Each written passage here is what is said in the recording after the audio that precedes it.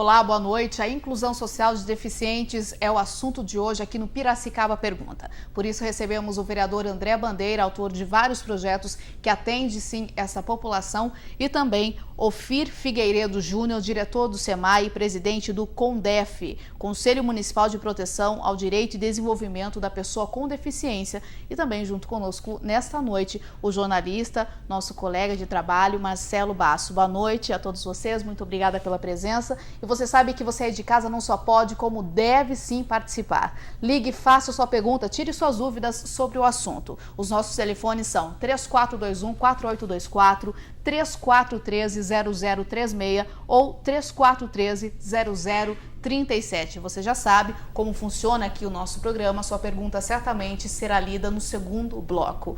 Antes de nós iniciarmos aqui o nosso bate-papo, eu gostaria, André, se você não se importasse, vereador, e resumidamente contasse um pouco a sua história de vida com relação à sua deficiência, né? Eu já ouvi aí várias histórias, eu acho que esse é o momento de você contar um pouco aí sua experiência de vida.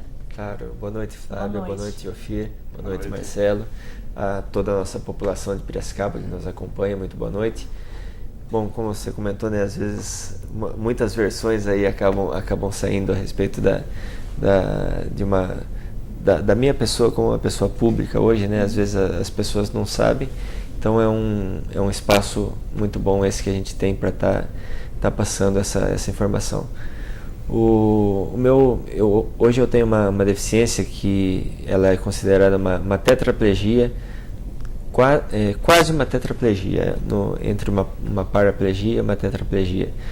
E isso causado por um acidente de trânsito que eu vim a sofrer. Agora, Ofir, histórias como a do André, infelizmente elas se repetem, né? E como existem também outras deficiências na cidade, deficientes mentais, visuais, deficientes auditivos, e você é do conselho. Eu gostaria que você também resumidamente apresentasse um pouco sobre esse programa.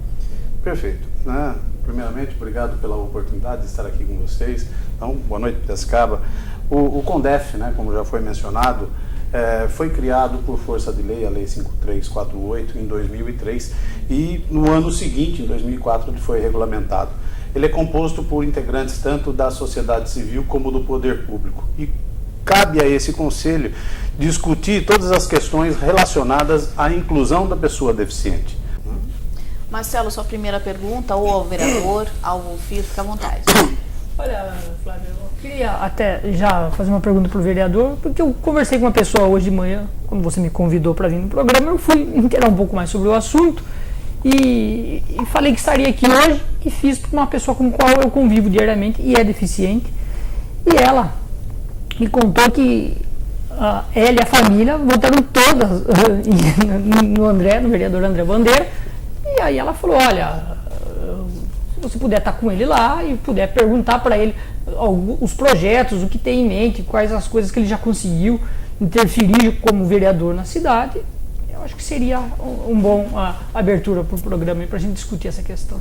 Perfeito, agradeço até a pergunta e transmita um grande abraço e os agradecimentos meus a essa pessoa. A colaboração nossa dentro da Câmara tem sido basicamente e intensivamente nessa área da pessoa com deficiência, principalmente na questão da inclusão social, na questão da quebra de preconceitos, das barreiras que a gente tem dentro da nossa sociedade. Essa questão até você colocou que essa pessoa citou que ela votou, que a família votou da minha pessoa, e assim como ela, mas também outras pessoas que ao longo depois da minha eleição e ao longo do meu mandato se identificam comigo pela minha deficiência, por eu estar dentro da Câmara, ter enfrentado as barreiras que no dia a dia a gente enfrenta na nossa sociedade, nas ruas. Até quando eu fui eleito em 2004 para assumir em 2005, a própria Câmara de Vereadores não tinha acessibilidade para eu poder adentrar no plenário. Teve que ser feita uma rampa de acesso toda até o plenário, ter que se adaptar um banheiro, ter que se adaptar um gabinete para eu poder trabalhar dentro da Câmara, que até então não se tinha essa acessibilidade lá dentro. Enfim, a própria Casa de Leis de Piracicaba, a própria Câmara de Piracicaba, ela não oferecia a acessibilidade à população.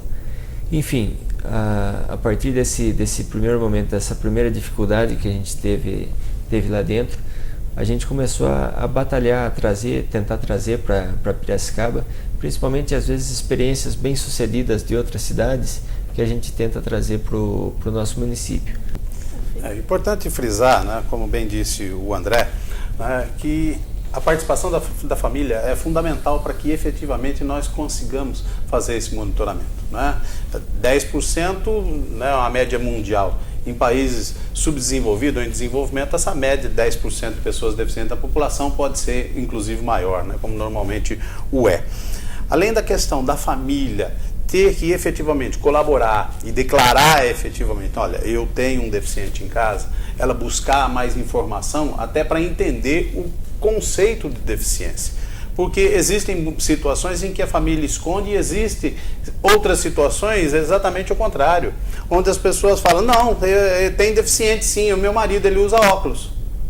Mas se você conseguiu corrigir uma deficiência de visão por meio de uma lente, você deixou de ser deficiente.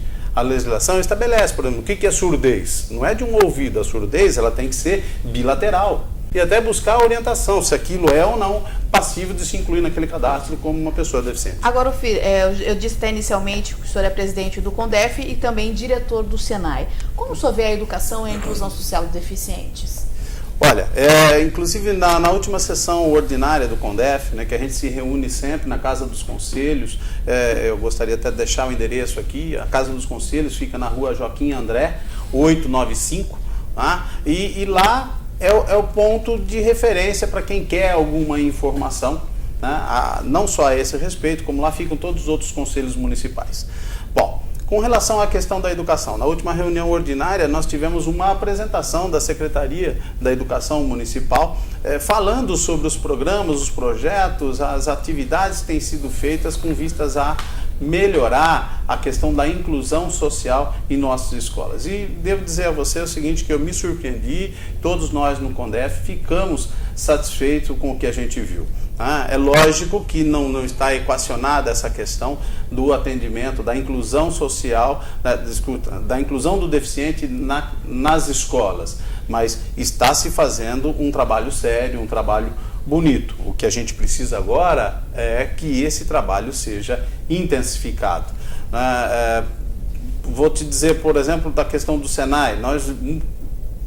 O que fazemos lá é uma gota no oceano, mas é uma gota que, somada a uma outra gota, vai fazer uma diferença. Nós já desenvolvemos programas, a inclusão digital para cegos, surdos e pessoas com paralisia cerebral.